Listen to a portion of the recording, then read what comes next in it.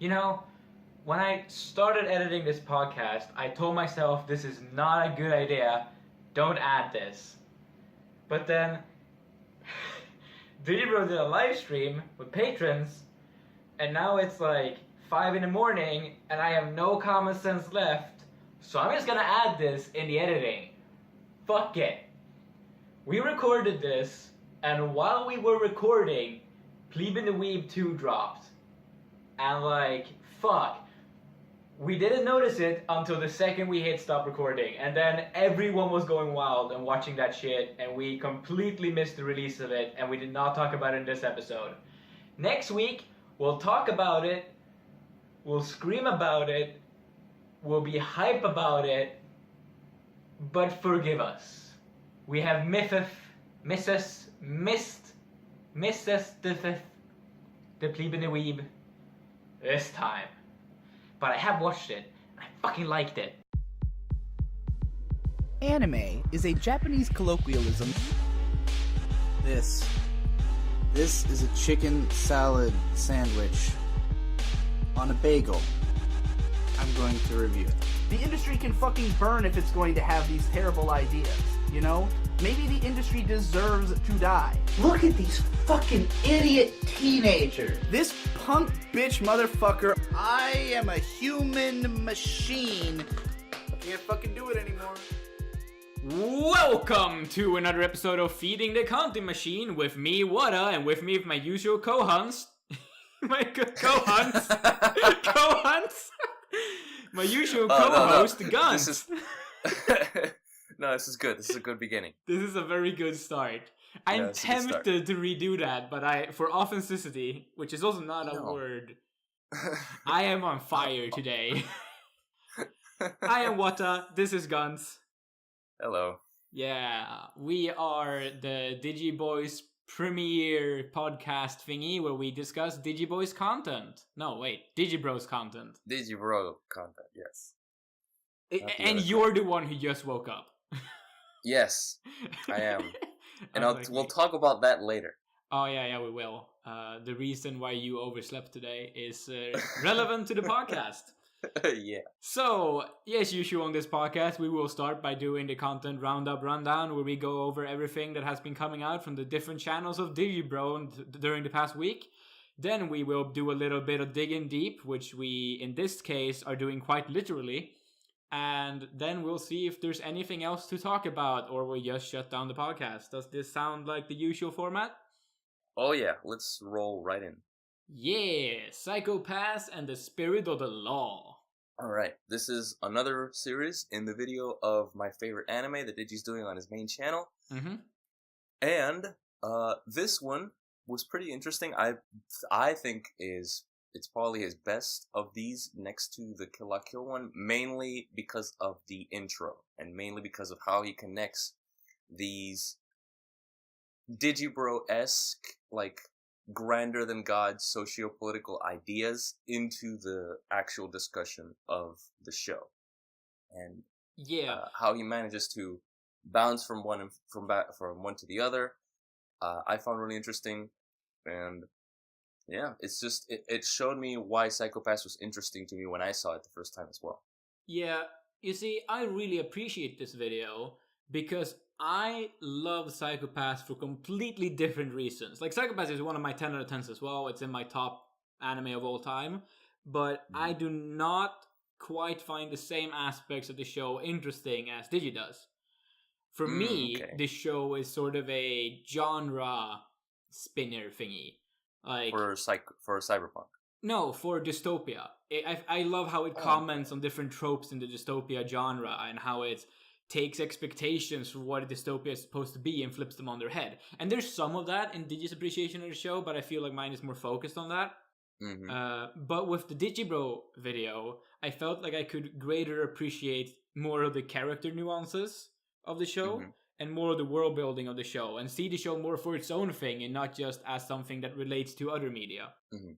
Cool. So for me, Psycho-Pass is sort of a mic drop on everyone who says that, like, 1984 is the best dystopia of all time. Because I love how it twists and turns with the expectations based on the medium. Whereas in the Digi video, I could see a lot more of the points presented about why the show is good by itself and why you don't need to have this perspective of other dystopia works in order to understand it. Yeah. See, for me, when I watched Psycho-Pass, the motivations of the villain, what is supposed to be the villain, I don't know what his name was, but the white-haired guy. Makishima. Yes, Makishima. The motivations of him actually really resonated with me, and really sort of provided an interesting sort of mental battle between what I found to be the most relatable opinion. Because his views I agreed with to a certain extent, but also with the civil systems and also with the rest of the police force. So, like, it was interesting going into this video, sort of, the video has this idea that it is like this battle of idealists, you know? Yeah. And I really felt that as well during my first time watching the show. So I feel like this video really hit the bullseye and why I like the show just as much as Digi does. Yeah, I do think that this is Digi's most well-written video he's done since, like, the Anime of the Year video for Girlish Number. Wow, that's a great video too. Yeah, but like in all that time, I don't think he's hit this high until now when it comes to written content.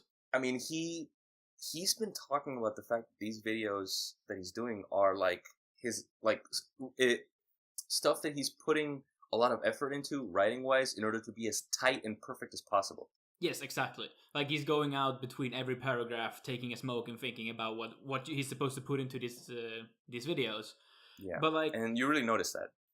And while the Hunter x Hunter, Ponyo, and Kill la Kill ones were good, and they were really concisely written and stuff, the point isn't as complex to begin with those ones. Yes. I mean, the Hunter x Hunter one is a complex point, but it's not like the Psycho-Pass one, you know? Like, the Psycho-Pass one was just more challenging. So even if they're about as well written, the Psycho-Pass one was a higher mountain to climb, and that's why I think it was really impressive to me that he could climb it.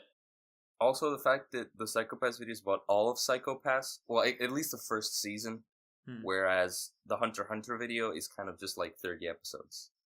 So. Yeah, I mean, that was the criticism we aimed at the Hunter x Hunter video on that podcast when we talked about it, that it was a really good commentary on why the Chimera Ant arc was good, but it didn't really cover why he would like the rest of the show to make the whole show a 10 out of 10. Exactly. But at the same time, this Psycho-Pass one is about all the parts that he likes in Psycho-Pass, but then again, it doesn't really comment too much on the other parts of Psycho-Pass because those aren't his favorites. So it's and there's also a video done about that. Exactly. There's, in fact, many videos done about a that. lot. Yes, a lot of videos. To date, my favorite Digibro written content. Even if it's not what I consider the best, it is my favorite. Because I felt so good having Psycho-Pass 2 kick to the curb as this piece of shit. I remember in one of my original fan letters to Digibro, I wrote to him that my favorite show of all time was Fooly Cooly, which it still is. And that I was so afraid of Fooly Cooly 2 because of Psycho-Pass 2. The Psycho-Pass 2 made me scared of Fooly Cooly 2 because the guy who directed Psycho-Pass is directing Fooly Cooly 2. Wait, the guy who directed Psycho-Pass? The original Psycho-Pass. The original Psycho-Pass. That guy's handling Fooly Cooly 2, which is good, but at the same time, him even being involved with any kind of follow-up after how he accepted that someone else makes Psycho-Pass 2 that way, like, it scares me, man. He might be a genius, he might pull this off, but fuck. Fooly Cooly 2 will bite me in the ass. Let's hope for the best. Yeah. Even if the trailer doesn't look bad. I like the trailer. Like it's like, but it's gonna designs and I've convinced myself it's gonna suck, just so that if it's good I can have fun instead of being sad. It's just have that mentality. It's gonna be a 2. Yeah. It's gonna be a 2. It's gonna be a 2. Even if Digi called Psycho-Pass 2 a 2, I called it a 4. Because I thought it was bad, but I didn't think it was that bad. It was just bad compared to the original. So yeah, that was Psycho-Pass in the Spirit of the Law. What was interesting was that this was really appreciated on the Patreon Discord. As soon as this video came out, everyone was coming all over it. Like, the hype for this video was real. I mean, yes, Psycho-Pass is like definitely a respected show, I believe, and one that has sort of earned its place in the memory of like good shows of the decade. So. Yeah. Like, and I think Psychopaths is a show that pretty much everyone in the Digibro community likes. Yeah. Unlike, like, some of his favorites are more controversial. For example, Ghost in the Shell. Sure, a lot of people like it, but you can have discussions about Ghost in the Shell on the Digibro Patreon Discord. But with Psychopaths, everyone just kind of agrees it's a great show. Yeah. Like, even if I think Digi has it one spot above Psychopaths. Like, Digibro has Ghost in the Shell standalone complex one spot above Psychopaths. Psychopaths is more easily enjoyed by a larger amount of people, That's I think. true. It has That's an easier time gaining consensus. Yes. So I think that's why there was a lot of hype for this video, because everyone sort of agrees with it. Now I'm looking forward to the Ghost in the Shell video. Because I just finished watching the show. Oh, I haven't seen it yet. It's one of those shows I need to get to. Oh, it's really good. Yeah. I remember watching the first 3 episodes of Standalone Complex and then putting it on hold because I was really, really angry with how it handled its fan service. It didn't feel like a good portrayal for me. But I need to come back to it and just not focus on that because that's not the point of the show. But I thought it was really poorly handled. I'm trying to think of where in the show there's fan service. Oh, like in episode 3, there's a shot of the Major talking to her boss, and there's a dude as well. And then they have a cut of the dude stepping forward to talk to the boss, and the Major's in the background, and she's wearing this really skimpy outfit, and they basically cut out from her shoulders and from her knees. So you only see her boobs and, like, hip in the background in this really skimpy pink outfit. And meanwhile, 2 men are in front of her talking about her. And I was like, yeah, this kind of feels like shit. But I know that's not what the show is about. And I also know that part, from what I've heard, is more in those first couple of episodes. And then they kind of forget about that. This is true. But I really caught on to that. And I was like, this is not enjoyable. Because I was just coming off Psychopaths, which is, to date, my favorite show when it comes to writing a good female protagonist, like, of all time. Yeah. Yeah, Akane is pretty good. Like, even when it comes to books or Western movies, like, Tsunemori Akane is the best female protagonist written in the history of humankind, I feel. I have never seen anything better. Best female protagonist. So are you saying that they're saying that the best female protagonist was written by a man? Oh my god! How dare you? Fuck me, right? Yeah. But yeah, Tsunemori Akane, best character with a pussy ever made. Maybe even the best character. Maybe she's just the best written character ever made of all time. I don't know. Probably. Alright. So, anything else to say? No. Good video. Yeah. Good series. Fucking amazing video. Speaking of dark and gritty realities, we have Digi May Do Gauntlet Dark Legacy. The game with the most challenging dragon fight of all time. And one that I basically slept through instead of watching. Oh boy. So, yeah. I didn't watch the gameplay for this one. I put this video on and I basically took a nap to it, so that's internalizing it like Digibro hypnosis. Yes, trying to inject it directly into my subconscious via dreams. Yeah. That's how I can consume Digi content now. Yeah, I actually watched a decent amount of this gameplay footage, which I would never do for any other video in the Digimay series. Was it because of the game? Yeah, the game was really fucking weird. And he kept talking about how good the game was. Like, how happy he was he could be playing this game, which is like co-op, and they play together. Yeah, I did notice that. But like, and he kept hyping up the game, like, oh, I'm so happy we can play this. And I realized it's probably, like, he's played this game before, and there's some big history of this game being, like, really well considered or something. To me, this game looked completely shit. I've never seen it before. I've never heard about it. It looked terrible. I would never want to play this. But I was just fascinated with his love for this game. Which confused me. But at the same time, it was kind of fun to watch, because him and May got really into it. Yeah, they got into it so much that this episode is 3 hours long. Yeah, and they actually, like, talked about the gameplay at several points. Yes. So, yeah. and that dragon fight that they kept losing over and over and over again. And then, like, the third time they fight the dragon, he's like, oh, I can deflect this thing. And he does it once. He's like, oh, that's how you're supposed to beat it. But then he fails to ever pull off the deflection again. That was fucking hilarious, man. But the topics they covered. Yes, There's a lot. The big one is generations. They talked about the concept of like who is in what generation and what defines a generation. Mm-hmm. So, for clarity, I, Whatta, am born in 1996, and Ghuntz, you're 1998, right? I'm 1998, yes. Yes. So, the point they came to is that the generational gap is at 1997. That's where the split happened. Yes. So, we should do a little experiment. Is Ghuntz a millennial or not? And is Whatta a millennial or not? So, I mean, like if you were to go on like objectively what Digi said, yeah, then yeah, I am Generation I or Gen I or iGen or whatever the fuck that is. iGen, something like that. iGen, and you're a millennial. Yes, if you go on just the dates we were born. Exactly. But then we have to see like, are we actually like this? And also, there's like, a perspective like of you growing up in Venezuela. Yeah. Which is completely different. And I grew up in Sweden, which is kind of similar to like American culture. I wouldn't say Venezuela is like completely different, especially since I grew up in like a closed off sort of community that had like an American school and it was its own thing. Yeah. But still, it was a different so let's do some social testing. environment. When did you first get a smartphone? Oh my god, I must have been 2015. 2015. Yes, I had a computer before since like 2010, but I must have gotten my first smartphone in 2015. So that's a millennial thing, right? That makes you a bit more millennial because a defining factor for Generation I is that you get a smartphone when you're like 10.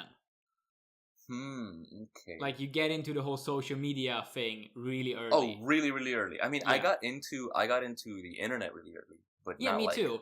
But when did you get like active on Facebook? Oh god, that must have been like 2013, 14, something like that. Yeah, same here. Like it was pretty fucking late. I got into Facebook after I got into high school. Yeah, me too. And I got a smartphone when I started university the same month. I got my first smartphone. Another point that I will consider that he mentioned that I think is really exemplary is like, when did you ever hang out in Skype conversations, like just hang out with friends? Oh yeah, all the time. You just sat in a Skype call and just hung out. Yeah. See, that's something I didn't do. I was more like, I chatted. I kept people on Messenger. The only time I had a period of hanging out a lot in Skype calls was when I played League for a big part of my life, and I would just talk to friends while playing the games with them. Yeah. And it was because we needed to communicate in the game, and it was a big part of hanging out as well. But I never really hung in the Skype calls just to sort of hang out the way that May said that she did, and her friends did, and like you did. Yeah, but the thing with that is that it wasn't really motivated by me. So I had a bunch of friends, and they were all into Skype calls all the time, so they would do it with me. Okay. So I got kind of pulled into that more so than it was my own doing. So, yeah, but you still all had my friends experience. Are millennials. Yeah, all my friends are millennials. Oh no, all my friends are iGen, so they're into that. They're a lot. Are they younger, or are they just more like? They are younger for like 2 years at the most, I think. Yeah, so like they're born 00. So, yeah. I think that if you're born 00 or younger, there's like no argument for you being iGen. Yeah. Like at that point, you're just lost. Like I worked as a teacher for kids born 00, and if I can work as their teacher, then like you're lost. You're not the same generation as me anymore. Yeah, exactly. So in our experiment of figuring out if Digi was right or not, at least for like the Western world, I believe Digi's right. And I believe it's probably right for you as well, but you were the exception. Okay. I believe 97 is the border, and I believe we kind of showed us. And there probably are iGen 30-year-olds, so... Are there really? Oh god, I really hope there aren't. I don't think there is. Anyway, shall we move on? Finish or fail 2017, Light Side and Dark Side, 6 and 7. Oh, I need to... What exactly was on these? Okay, so in 6... like months ago. No, so in 6, it was literally a week ago. It was this week. Okay. We did a podcast last week, and these were not on it. So they happened this week, Ghuntz. Yes. It feels like weeks ago. But no, okay, that's so on due the to right other side, we got Nyanko Days. Which I didn't see. I have also not seen it, so I'm not gonna say anything. Seemed like shit. They finished it, but it seemed like shit. Then we had Welcome to the Ballroom, and yes, dude. Back when the show is hilarious. Yeah, back when like the spring season started, Digi made a tweet about someone saying like, "Oh, Digi's gonna hate Ballroom," and he tweeted something like, I heard that show was actually good. It doesn't look bad. This will probably be good." Or was it like a video where he said it will probably be good, where he talked about the season? I don't know at all. But there's some comment out there of Digi saying Ballroom will probably be good. Good. And I knew he was wrong. I knew that both, it wouldn't be good by my taste, and I also knew that Digi would hate it the second I watched the first episode. I dropped it after the second episode because that's when I managed to convince my friends that we should all drop it. And and fuck, I've been on a big Ballroom hate train for like half a year now. Yeah, I don't understand, like, I want to understand people who like this show and what they like about it. Because first of all, nothing happens at all. Because the way they adapt it is only one chapter per episode, so it's unbelievably fucking low. Yeah. And slow. So... And like... They just don't move, man. The Pedantic Romantic made a great video about this. He made a great first 3 minutes of that video, and then he reiterated the points 5 times more. But like, he has commented on the fact that fuck you, you didn't animate the dancing. Yeah, like the appeal of the show or a show like this is to watch the awesome animation. IG has done similar stuff with Haikyuu and Kuroko no Basket. So seeing such a shitty looking PowerPoint presentation, like why? Yeah. Why would I ever do that? And one thing Digi kept saying in this video is that like he kept waiting for the big Sakuga moment in this episode. I'm gonna spoil it for you, Digi. We don't get it until the end of episode 3. Episode 3's ending has the big first Sakuga moment. It is like 3 seconds long, and it is surrounded by still frames. So we go like audience still frame, audience still frame, audience still frame of dancing, a CG overlook of dancing, then suddenly 3 seconds Sakuga, and then more CG far away zoomed out dancing, and then still frame of audience, still frame of audience, still frame of audience, still frame of audience. God, it's terrible. It's so bad. Yeah. Completely shit. I don't know. I mean, IG has been dropping the ball lately, man. No! Joker game last year. No, they're making Guru. I mean, but like that's not like full title ship IG, you know, the big IG shows. Are you sure? No, it's like a comfortable like comedy fantasy show. I think it's not like their big thing. I think Guru is going to be Digi's anime of the year. I still need to watch it. Yeah, like I just feel like it will appeal to him. The way that it is animated and presented, it's just constantly fun. He might enjoy watching it high because it's just this constant stream of information, right? It's so fucking dense. Okay. Because I've said that, he's probably gonna hate it. I don't know. But yeah. It is 24 episodes, so he'll have to wait until it finishes airing. Yeah, it's not done yet. It's gonna finish at the end of fall. Only the first half is done. But still, Guru is a good show, man. I guess I'll have to check it out too. Yeah. It's a little bit slower around like the episode 6 area, 5-6, and then it gets really good again. Okay. For a second there, it took a breath and then it came back. Like fuck yeah, I love Guru. And I also know if you want a good analysis video while waiting for Digi to watch it and finish or fail it, again, Pedantic Romantic actually did a really good video on Guru. Yeah. So yeah, then they talked about Yu-Gi-Oh! Reigns, which I have no idea anything about. Apparently it was shit exposition. Apparently it's like insanity for 3 minutes and then nothing. Yeah, I don't get it. Why would they watch this? Why did they for a second think this was gonna be okay? Like why is this shit in the light side of all places? I never understood that. It confused me when we first saw the document that he wrote. They're like, oh, Yu-Gi-Oh! Reigns, why the fuck? Like, why for even a second humor the idea this was going to be good? Maybe it's like a nostalgia thing because I know Digi liked Yu-Gi-Oh! A lot when he was younger. I don't know, man. Then we have Piazza no Watashi no Italian, which you talked about, which it's interesting only because of the fact that when he put on Mal that he finished this, the Discord went into a rampant storm of trying to figure out why the fuck he finished this. And then it led to the discovery that, May is Italian or half Italian, and then everyone blew their minds. Yeah, and then the video came out like 20 minutes after we discovered, like, oh fuck, of course, it's because May's Italian. And it was just because May's Italian. Yeah. And because it's a short show, so whatever. Yeah. I didn't watch Piace. So. I did. And I watched it for a stupid reason. Because it's made by Studio Zero G, right? Oh, yeah. Yeah, I've heard you talk about this before. I have a project where I watch everything they make because it's the one studio I have seen the birth of. Like, I know exactly when they started making anime. And their first anime was a show called Battery, which I loved and everyone else hated. Since then, they haven't made a single good show. Well, but I will keep honoring them by watching everything they make because I like Battery. And it's just a stupid hung up thing because no one liked Battery and it was their first show and now I want to honor them somehow. Yeah. And then we got the Dark Side. Yes. Can we talk about just like recreators? Nothing else was interesting. Yes. Let's talk about recreators. Okay, so he watched half of Recreators. Now you've seen all of Recreators. I've seen 15 episodes. I've seen all of it, yes. I've seen 4 episodes more than Digi. So he was talking about how people said that he was going to enjoy the Magical Girl scene in episode 2. That people who said he was going to enjoy that was me tweeting it at him the second that happened. And I know that he was like responding to that tweet. So that's like where that idea came from. And he's later talked about it again. I think he talked about it on an old pub crawl when he was discussing with Cider about the spring season and what shows were worth watching.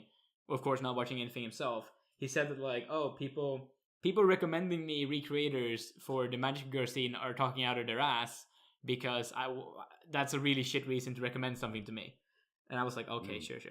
And then he watched it and he wasn't into it as much as I thought he was going to be into it. So once again, I proved my mistake, my mistaken feelings. Yeah, I mean, so the points that he brings up are pretty much exactly what I feel about the show. Yeah. And it kind of keeps that same level of quality throughout. I ended up giving it a straight 5. Like, not higher, not lower, just a straight 5. Mostly because I really didn't connect with what the story was and how it progressed and how the characters acted, or the fact that there were so many useless characters, or and all that. But I really did connect with some of the thematic things that they were trying to hit in regards to like creators and like virtual worlds and the morality that plays into that, and also like how how influences one another in the worlds and they come in. So all that was interesting to me, but the way the show portrayed that, the execution of that idea wasn't very good, I believe. Yeah. Like, I think that you nailed it when you said, like, this show is good because of what it does, not because of what it is.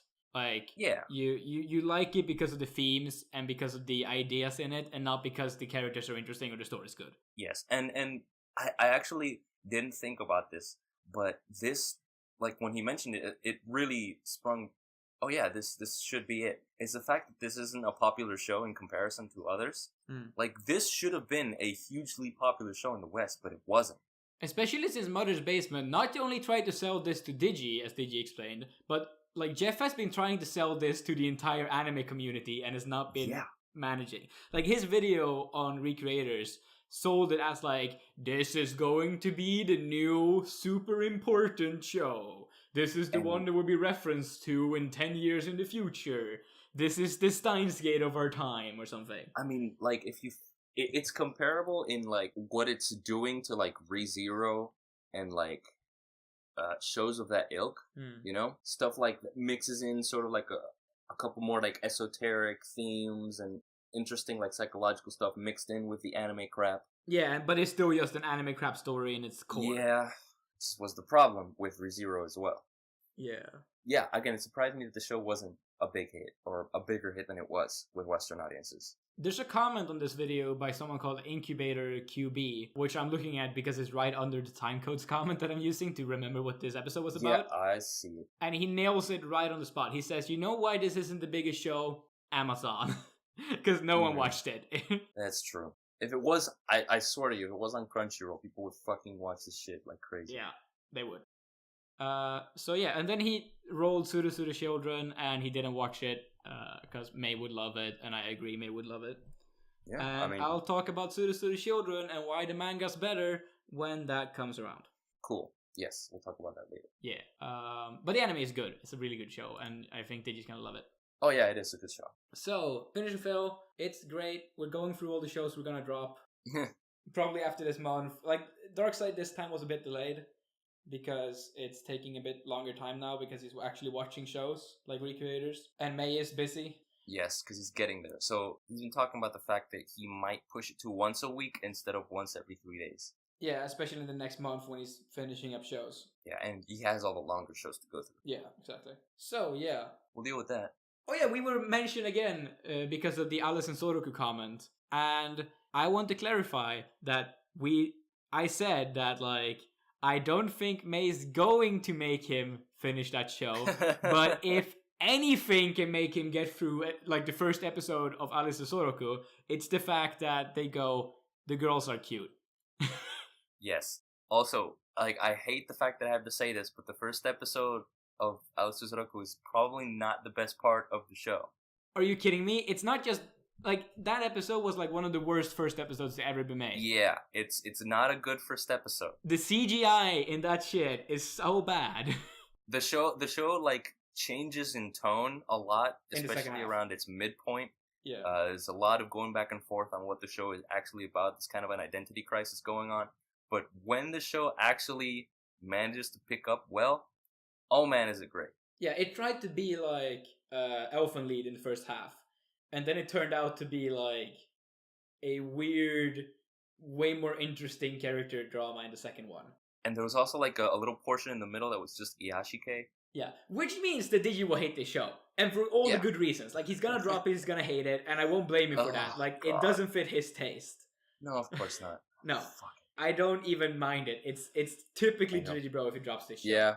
It's just it's just like with gamers, right? Where, like, the points are not obvious enough in the beginning, and also they're not that good in the end either. Like, neither Soroku or Gamers are like the best show ever made, right? No. They just have some interesting things in them as the show goes on. Yes. So he dropped Gamers. That felt completely natural. He's going to drop Alice to Soroku. Yeah. Like, if the Elfen Lied style plot doesn't kill it for him, the CGI car scene in the first episode. That's which looks that made a lot of people drop the show immediately. It's actually uglier than PlayStation 2 stuff. Yeah, it's really bad. Like, I have never played a PlayStation 2 game that, like, got that much higher than this. But if you're gonna stick for someone, you gotta stick for the old man. He's the best part of the show. He's the only reason to watch that show. Even when it's good, the old man is the reason to watch that show. Yes, it's old man moe. It's great. Yeah, it's like, I want to adopt the Japanese grandpa. Yeah. All right, let's move on to the next video. Replacing abundance with technology, transhumanism, the Procrastinators podcast. Is the first Procrastinator podcast in some time that has Digi in it. Yeah. Yes. It was fine. This is an interesting concept for a video. Mm-hmm. I would have to say that I would probably give myself like a full body transformation with technology. Like full on Major Kusanagi, like give me all the android parts kind of thing. That's what I would do. Because Why? Well, mostly because I value my survival and I value the length of my life. So I want to be able to live as much as possible without the fear of potentially dying to an accident or something, or just dying of old age. So, sort of finding a longer life with technology is what I hope happens. And I hope that in the next like 40 years we manage to do something about that, and hopefully I can just jump right in. If I miss the singularity within my life, I'm fucked. Getting cut by the universe. Yes. I think that line is perfect, and it's all I need with this podcast. On more like podcast term things, this podcast felt a lot more, I felt like the people in it were a lot more invested and a lot more like, it was a lot more discussive and motivational from the people inside. I felt a lot of energy and a lot of interest in the topic itself. Yeah. Which I've been kind of seen being drowned out in previous Procrastinator podcast episodes. But in this one, it kind of just resurged this energy that I loved about the original episodes. I've been recently re-listening to like the first 20 episodes of the podcast just for fun. And one thing that comes to mind for me is how much Nate has evolved as a discusser and as a sort of pseudo host. Yeah, because like Nate has gone from what I thought was the most obnoxious person on that podcast, where he would just constantly say stuff that was way more self-focused than the others, and he would constantly derail the conversations for no reason, and he would like stick to his little stories and take them way too far on his little derail things. Now he is still the same person with the same opinions, and he still has that whole self-loving meme going on that is like his thing. And I love that. Like, I'm a big fan of his channel, but when these days he's also just really, really capable of drawing out what's good in the other members of that podcast. Yeah. Which I am so thankful for. And I think that he's so inspirational when it comes to getting better at shit. Like, that's his whole thing, right? Every day I improve, and every day I get better. And when it comes to podcasting, Nate today is 10 times better than he used to be. And I love that. You can definitely see Nate evolving through the more podcasts that he's on. Yeah. I think that it was around the time that he did the Era Manga Sensei podcast that he really started getting better on the Procrastinators podcast. And I don't know if that's related at all, but it was around that time. I guess that was around the time that he did Mia Mafiva as well. Yeah. That's because like, but as soon as he did Mia Mafiva, the meme with him was that he never uploaded. Yeah. Nani? Now the meme is, oh my god, so much best guy ever content. Yes, like he's like the second most prolific on the whole. And he has like live streams now. So yeah. I like to compare. Are so weird. The best guy ever live streams are so weird. I've never watched one. I watched like 2 of them. They're really long. They're like insanely long podcast Q&As. Yeah. I like to compare Best Guy Ever's evolution as a content creator with one of my favorite YouTubers, Germa985. Don't know who it is. He was a Let's Player who sort of his gimmick is Let's Plays. So that's how he earns his money. He streams on Twitch and stuff, but he has these projects that he does every couple of months in which he invests thousands of dollars into to make these crazy, wacky live-action videos with his friends that nice are like... reference to the old Digibro After Dark video gimmick and art separation. Yeah. It just goes to show how much we both internalize the messages and discussion methods of Digibro. Yes. So it kind of becomes part of our vocabulary. Yeah, so continue. So yeah, this Germa985 guy, he in every single one of his streams, he's like, he gives updates on his project and how, you know, people are being so thankful and are being so supportive of his projects. And when he releases one of these, they're like this big event that gets, you know, referenced through all of his content and becomes part of like his staple. So, and he's become sort of more prolific recently because he's been doing live streams on Twitch and regular videos on YouTube as well. But it's all for the sake of making those high-end projects, which is kind of what I see with Nate in this case. You know, a lot of smaller content that I think will build up to like more consistently high-quality content. Yeah, and I mean, that just comes with our taste in YouTubers as well. I don't think it's unfair to say that both of us love After Dark more than the main channel. Yes, we do. Yeah. Or at least I do. I think, yeah, me too. Like, of course. Yeah. So, yeah, I think it just comes with our taste in what YouTube content should be. Whereas other people like the whole Gurren Lagann video more than his Weagawa stuff. Great. I actually thought of a point as well to make about the Digimade Dark Legacy video. Because at one point in it, they talked about creators they're jealous of. Oh, yes. Creators they want to have the skills of. And Digibro mentioned Donkey. And May started going on about Donkey's League of Legends days. And as another former League of Legends person, of course I have seen all of Donkey's old League of Legends videos. And Digi needs to watch one of them, only one of them, to realize what kind of YouTuber Donkey was back then and like where he came from. And it is the video called The Plains of Olaf. Watch the Donkey video, The Plains of Olaf, and you'll understand everything about what Donkey was in the League of Legends days. When he was, fact, one of the 2 best League of Legends YouTubers there was. There were only 2 that were good, and he was one of them. Yeah. Cool. Fuck Goodie. League of Legends. Yeah, fuck League of Legends. But yay for Donkey, and yay for him leaving. Then we had the Old Ass Albums cast, which I haven't seen. This was about In Keeping Secrets of Silent Earth 3, which is a Coheed and Cambria album. Yeah. I hadn't listened to Coheed and Cambria at all before this. I've heard of their stuff. I've seen a bunch of other YouTubers comment about him, like Game Grumps. I think Aaron is a big fan of Coheed and Cambria. I mean, I've only ever heard that band's name in Digibro content. No, I remember when I was into Game Grumps that I think either they had a guest Grumps with one of the people on Coheed and Cambria, or they met the Coheed and Cambria people, and they were fans of Game Grumps. So it's like a mutual respect kind of thing. So that's interesting.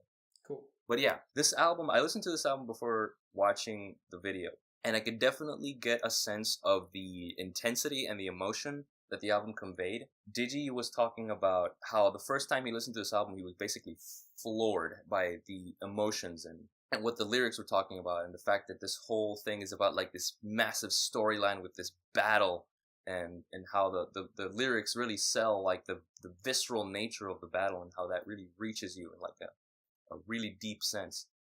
And I definitely got that from it.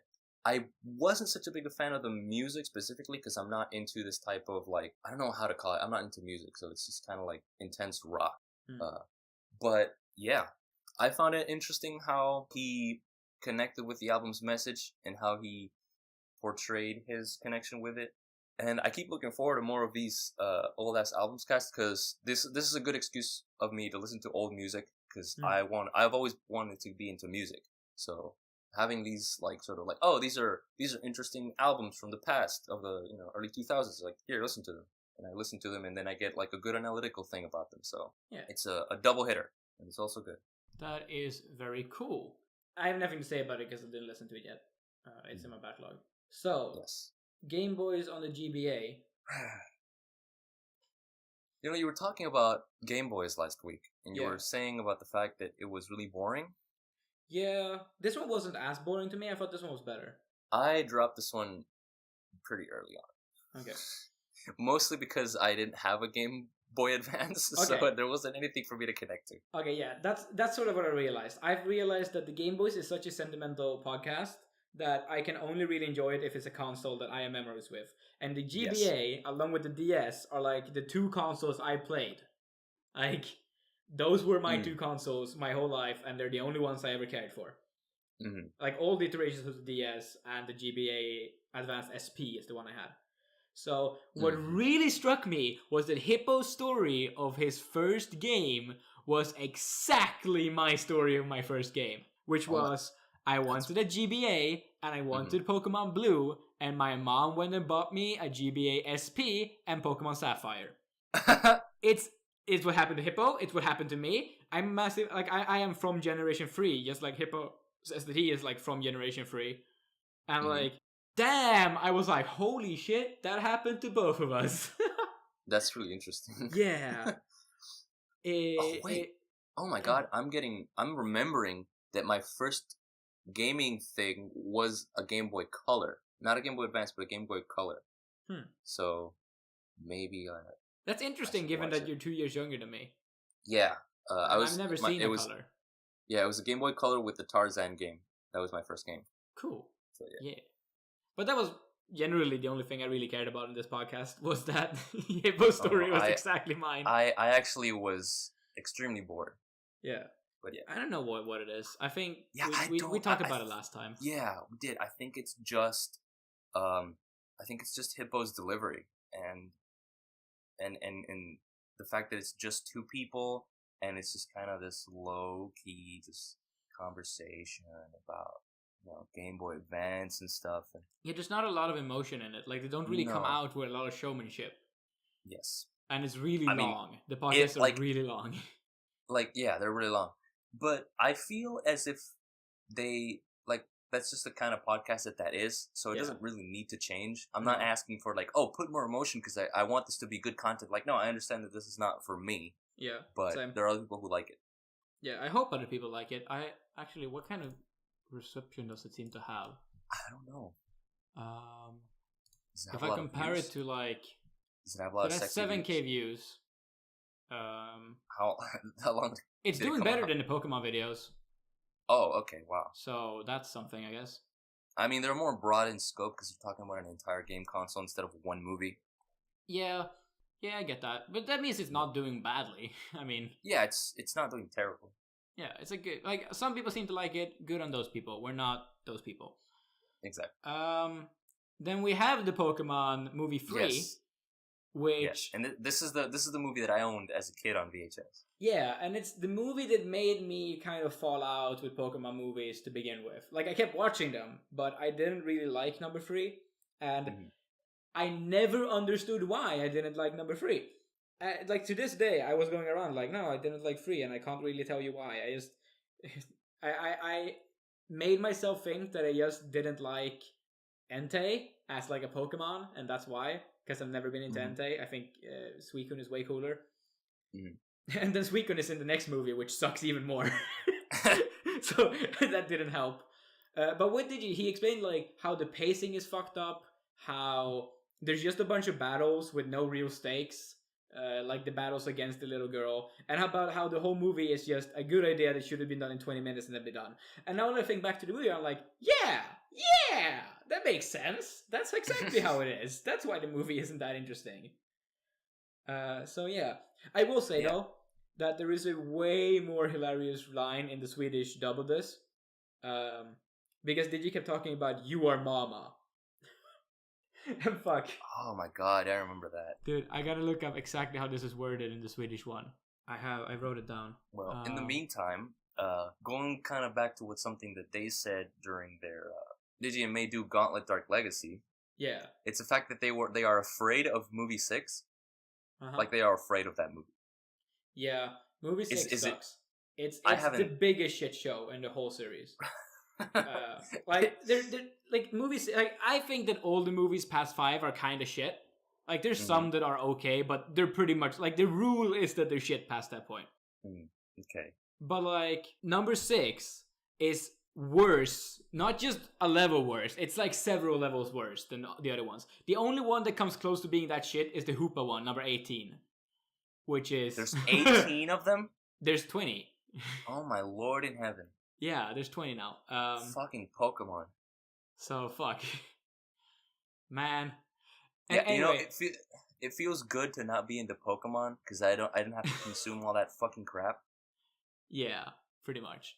Like the line, I found it in the Swedish dub when Ash first comes to find his mom inside of the castle. She's like, he looks at his mom and he's like, "Mom," and Entei steps in the way of him, right? And in the English dub and in the Japanese dub, he's like, "Oh, don't take her back. She's not your mom anymore." But in the Swedish dub, in Swedish, he says, "Det här är inte mamman du har letat efter, pojke," which is translated to, "This is not the mom you've been looking for, boy." Did she do a Jedi mind trick on him? Yeah, pretty much. That's what Entei. That's what they were referencing, which is insane. Fuck yeah, dude. Oh well. So, that's what I had to say about number 3. Alright. Next is the Pub Crawl episode 75, Manchurian Google. Manchurian Google. The Great Google Conspiracy. Yes. It was so fun. Yeah. This is a really long episode of the Pub Crawl in comparison. Yep. And I had points that I wanted to talk about in this video, but I can't find them for some reason. It's the symptom of the pub crawl. You sort of become as drunk as they are. Yeah, I felt drunk during watching this. So Like, I don't Mostly know 'cause- what being drunk mostly- feels okay. like, but I guess I felt something similar. So I wasn't drunk, but I was high while I was listening to this. I was high on weed, and I was also playing PS Vita. So my mind was kind of all over the place. So it wasn't really focused down. Yeah. Yes. I apologize for that. But, like, the big point in the end of it was about Google was, like, Google wants to own your life, whereas Amazon just wants to sell shit to you. Oh, yes, I remember that point, and that was interesting. Yeah. I mean, And I kind of Amazon- feel that. Like, I think because- it's just correct. I don't, because Amazon has been doing weirder shit recently. Okay. Specifically about them just buying in animes and putting them in their platform, which sucks. I mean, so- yeah, but in the end of it, they just want more money from us. They want to sell us anime. they're- Sure, they're doing a terrible like- job of selling us anime, but... But like they're taking content away from other avenues and putting it in their own shitty platform, which nobody uses. Yeah, because No. they want to sell us shit. What I think is the point here is that, like, they're trying... With the anime strike thing, Amazon is forcing you to get Amazon what was it called? Like Amazon Premium, Amazon. What's the thing called? It's called Amazon Prime. Yeah, Amazon Prime. You need to have Amazon Prime before you can even try to buy Amazon Strike. Yeah, so you have to buy Amazon Prime and then buy Anime Strike again. Yeah, that's the part of me that feels similar to the way where YouTube forced you to integrate with your Google Plus account. Yes. That's sort of like, oh, you have to use our other service to get the service you want, trying to bait you Yes. into the whole sphere of their company. Yes. At the same time, though, Amazon's also doing some pretty cool stuff, like what they did with Twitch, where they basically, if you have Amazon Prime, you just connect it to your Twitch account, and you have access to like a bunch of stuff on Twitch, like codes to in-game items and stuff like that, and it's all free because it all comes in with your Amazon Prime package that you're already using for Amazon, so you don't have to spend any other money. So that's pretty cool. So they're doing stuff like that, but Amazon's just been kind of bouncing the ball back and forth in terms of like what constitutes as good business making decisions. Yeah. So I hate Twitch. Oh, okay. I hate Twitch a lot, and it's Oh, wow. 100% because they have a shitty UI. I don't find it annoying. Going through the Twitch website is the worst experience I've ever handled with anything. I've kind of gotten used to its annoyingness. Especially in the app on the phone. Oh yeah, the phone is a little annoying. It's not Yes, a little it is. annoying, it's the most annoying thing. Like, okay, so I watch live streams every now and then. I follow people like Total Biscuit, and I watch the professional League of Legends games, and that's like what I do on Twitch, pretty much. That's it.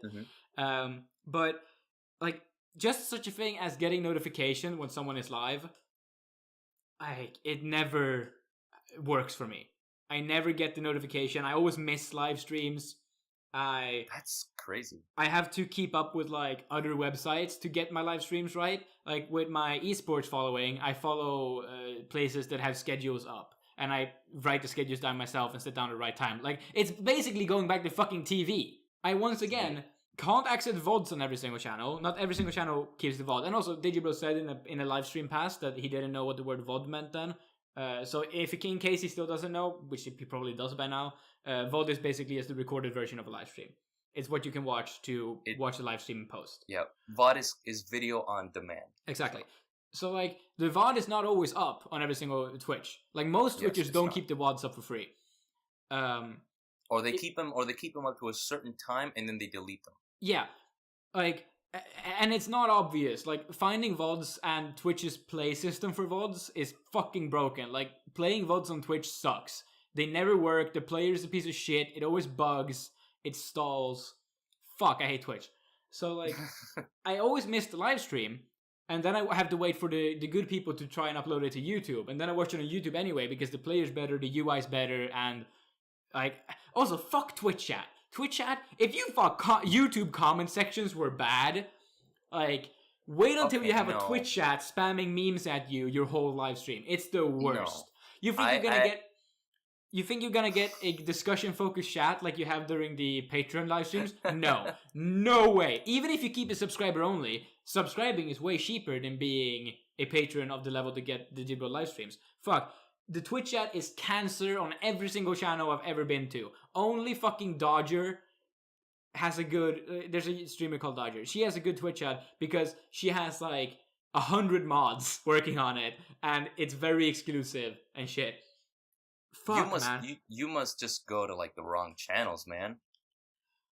Cause like, all the channels that I follow on Twitch, they're like really relaxing, and they have like thousands of viewers. They're just relaxing in terms of like the memes that they spout, and it's all like, for me, Twitch chat is a good hype machine in terms of like what I'm watching. Like if I'm watching like AGDQ, for example, and the time's coming up and the runner's like about to reach the ending, or you just like an interesting skip or something, and the chat like goes wild, and it feels like you're watching this event with an audience, and that's the cool element of it. So it's like a crowd screaming at a sporting event. No, it's like you're in the sporting event. And yeah, like for example, if there's a goal in soccer and everyone goes, "Whoa!" Yeah, that kind of stuff. Yeah, I always hated that with sports. That's the worst part. You hate celebration? I hate crowds. Okay, you hate crowds. I live on the internet, and I live in an apartment and never go outside. I live the bedrock lifestyle because I hate other people. Being in Twitch chat feels like being in at a party with a bunch of people. I can totally understand it being very abrasive. Yeah, and I know like maybe like Digi isn't really like that. He has these big parts about how he loves mosh pits and stuff. I would die just being in the vicinity of a mosh pit. It sounds terrible. I'd be fucking snapped in half. Like, yeah. I don't want to be even close to something like that. I'm a lanky, skinny tree. But yeah. I'm a decently big guy. I'm slightly overweight. I would still get fucked out over there. Like, fuck, man. Impossible. Yeah. I hate crowds. I hate human beings being close to me. I still like Twitch, so whatever. Fuck Twitch. Fuck Twitch so much. Oh. Fun times at the Jank Arcade. For the third podcast in a row, go listen to the Patreon full version of this. We're not going to talk about it too much. Yeah. Pay Digi $15, get in the Discord. It's fun. Yeah, we have lots of fun. Yeah, for the $15 thing, you get a purple name. Purple is a cool color. And we'll get to what type of fun we got in later. Yeah, the best commercial. Then we have the Ideas. I like name for Kerberos, and the Witch Hunt with real witches aren't the same. So the Witch Hunt one, cool. The Witch Hunt one is cool, but he already went through this on a finish or fail, so I didn't feel like it was a new idea. Yeah. And then there's the iconic name of Kerberos, which I loved because I mean, Card Capture Soccer, obviously. Yeah, but aside from that, he I hadn't thought about that point that he made. So it was like, again, a very Digibro point to make that nobody else would have made for no reason, because it's completely pointless as an idea, but it's still interesting. Yeah, I didn't care for it. I liked it because for one I haven't seen Cardcaptor Sakura yet, and then like on the greater level, thinking about it as an anime thing, I felt like it wasn't wide enough. I mean. To be interesting to me. If he would have found like 3 other cases where a similar thing happened, damn, that's a good video. Like if he found 2 more situations where a character has a slightly different name, but still kind of has a common name, and it's because of a story relevant reason, good video. Like you find more examples, I love it.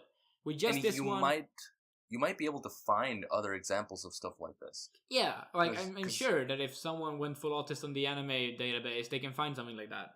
Yeah. And that would be more in line with the kind of Digibro videos I love, such as his old alpaca video, or like his like a lot of his blog posts were just like, I found this thing. Follow me down the rabbit hole of how cool this thing is, and all these examples about this thing.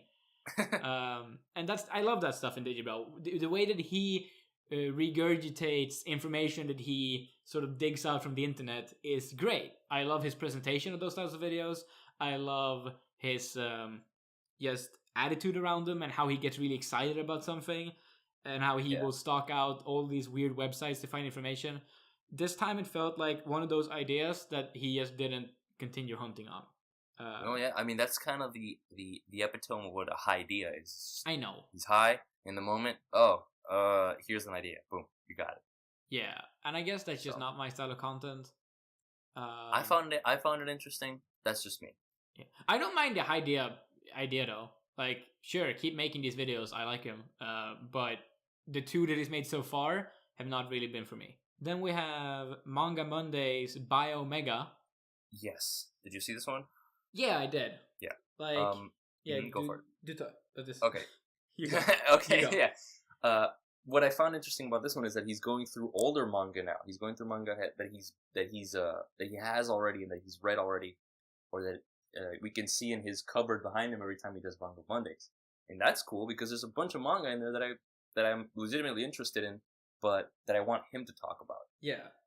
He has all the Gunslinger Girl ones, although he's already talked about that one in extent in the All Ass Anime Cast. He has the Fooly Cooly manga as well. That's cool. I want to see him talk about that. And just a bunch of other stuff that, like, I thought was never going to be talked about because he's just been talking about recently releasing stuff all this time. Yeah. So to expect him to do like a full 180 and start talking about stuff he owns already is really cool. I don't know how much this will continue though. Like, he might just do one of these every now and then, but it's cool that he did it. Yeah, of course. My favorite comment on this video is that someone wrote, yes, it's been in your shelf for like 2 years, and I kept thinking about what the fuck is this? Yes, you finally made a video about it. That's cool. Also, the fact that he's gonna start putting specific Amazon links to the manga that he's talking about with a discount, or either with a discount or with like if you use that link, he gets paid if you buy the manga. So that's really cool. Yeah. That is cool, and it's something we've been asking for. I'll definitely start using that. Yeah, because I buy my manga from Amazon a lot. Me too. So, yeah. It is fun that I say that after just having come off a big thing of shitting on Amazon. Yep. But yeah, I do buy my manga on Amazon a lot because living in Sweden, I don't really have access to a store that sells manga. At best, I can find some copies of like One Piece. That's it. Oh yeah. I have really manga here. My like local store, it has a bunch of old shoujo manga, like old obscure shoujo manga, and a bits here and there. I found the first volume of Aria, so that's a bit cool. That's cool. For me, it's like my library has some manga, but I can't buy it. Oh yeah. I can still read it. Like, I read all of Inuyasha there when I was a kid, and I read the Kuroro manga, and that's like it. That, like, those things are pretty cool. Cool. I think I talked about that on the past episode. Whatever. Well, the thing about Biomega for me is that he talked about how it's really fast to read because it's mostly art. And I think I would appreciate that because I like reading manga really fast, and I can't often do it because I'm not a fast reader. I'm a pretty slow reader, partially because of my ADHD and because of English not being my first language. So yeah, I think I would appreciate that because it takes me a long time to read a volume of manga, and I don't like that. So yeah. Oh well. Sounds cool. I probably won't buy this one because it didn't seem that interesting, but it was a cool idea. Yeah. And we did it! We did it! We went through the content rundown, and now we need to talk about the gossip news in the Digisphere. / Digging Deep. It's both segments in one. Yes, and this was a particularly fascinating one. That I slept through. Yes. I slept through the whole thing, goddammit! Yes. So, what happened right before this podcast occurred was that I'm gonna tell the story from my point of view and how I experienced it. Do this. So I was finishing my rewatch of Haruhi before I decided. I went into the Discord and I saw that there was a bunch of people on the general voice thing, and I'm like, oh, there's a call going on. I want to get into that. So I joined the call, and I'm trying to find exactly what we were talking about at the start. Because I'm not sure if we started talking about what we ended up talking about. So what ended up happening was that people started posting old links of Digibro's profiles and accounts and other websites, and Stalking, high-level stalking. Basically high-level stalking, and it just spiraled into a void of madness and insanity that kept us awake for like 6 or 7 straight hours, doing nothing but looking up shit in his old like stuff. And we found a lot of stuff. Yeah, it was exactly 6 hours, by the way. Because I really? slept for 8 hours, and it started an hour after I went to bed, and it ended an hour before I woke up. Yeah. Okay. So people started talking about. So Digi was talking about Koi no Katachi because he saw it, and he loved it. So we were talking about that, and then he left, and then he just left after talking about that. And then I'm trying to see exactly where it started. I'm going through the Discord right now. Yeah, someone found his Mega Tokyo account. Yes. Eventually someone ended up finding his. Okay, so it started like this. Denial, one of the people in the Discord. I think it's Denial? Oh, Denial. Yeah. Denial posted his fan fiction account from 2003 or 2004. Yes. And that's when it all started because we found his fan fiction account and that was fucking hilarious. Well, that's something I've read before. Like, that wasn't that new. He talked about that in a Digi Maze. Yes, of course, he did. I found it. Of course. Like, the old title. Of course. Someone posted. And then people started posting all the usernames that he was talking about in... What video did he talk about? About the fact that he had, like, a bunch of usernames? Oh, it was in the Dark Legacy one. Yes, it was in that one. And he talked about all those. And people, like, listed them and started searching those usernames just for random crap. Yeah. And we found a link to like a Mal style review site, which had a lot of his opinions back in like 2008 or some shit, 2009. Yeah. And that was hilarious because, of course, none of that makes sense anymore. We also found his Mega Tokyo forum, which is the big one. Yes, which is the big one, which is the main account.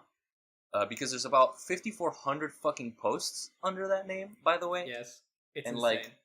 In like 4 or 5 years of activity. So yes. It's absolutely filled with random spouts of Digicrap, which is excellent. Yes. Oh, we were just trashing him all the way. We were like it's high level bullying is what this is. Yes. It's high level bullying and oh my god, it was excellent. It was no Katachi style bullying. It's great. Yeah. Funny because we were talking about that before. Exactly. And he like at one point we started posting this and he just came in and said like and he was just chewing us out for not finding it earlier. He was just like I've been talking about this shit for years now. I don't know why you still haven't found it. And he started posting like his own cringy shit from back in the day. And that just put fuel into the fire even more. He posted like the Digi Curious stuff that I've never that I remember seeing in videos, but I've never thought about there being a Tumblr account and like a group and shit. Digi Curious had a Kickstarter planned. Tony from the Discord found this. He did some deep diving journalism and found like or maybe it wasn't Tony. Maybe it was it was one of Digi's old friends who came to the Discord and he had it and he shared it and Tony talked about it. That's how it was. Yeah. And he shared like the old plan for how to make a Kickstarter for Digi Curious before the whole Patreon thing happened, which was great. And oh my god, was his Mega Tokyo stuff a gold mine? Oh yeah, it was a gold mine. There's stuff in there about. I mean, should I even talk about it? A little bit. Give us some goodies. Okay, so there's a lot of stuff. Not a lot, but there's certain stuff in there about traps. Yes. He was way into traps for a little bit, like way into them. According to him. I hate the trap meme, but this was cool.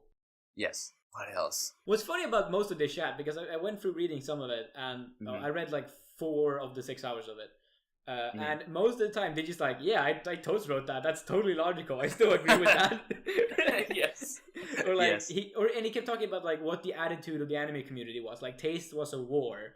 And there's one post he made where he was like, this is true. You know, I used to respect your taste, but now that I see what shows you're enjoying this season, I have to call that taste into question. And I'm like, wow, Digi. And he was like, yeah, this is why I defend, what's that guy called? The E guy. Econ. Yeah, Econ. I defend Econ because he's just a guy who's still living in these times. Yeah. Yeah, it's pretty great. Oh my god. And the insanity was the voice. Because we were all trying to one-up each other with jokes. So, like, people would post like, a random snippet of something that Digi said and try to make a joke out of that. Yeah. And that made us all just fall out of our chairs laughing. Like, no kidding.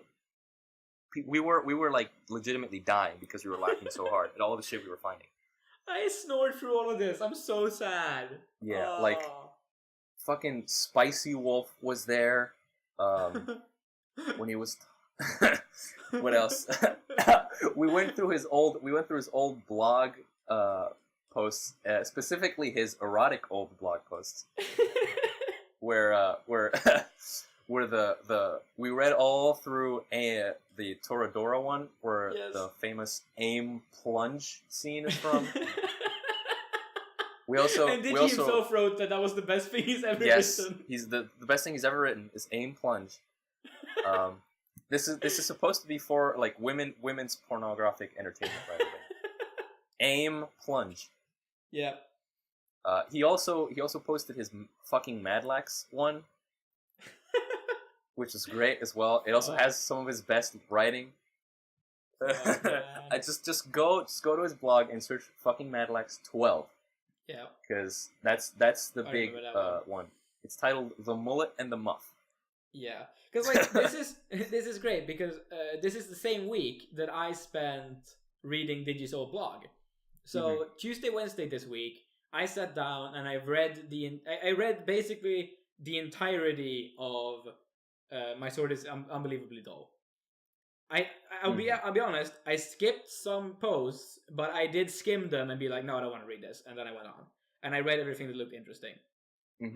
And one thing that stood out to me while reading that whole thing was the rap battle he wrote between Imaishi and I forget the Japanese name of the other dude, two Gainax animators.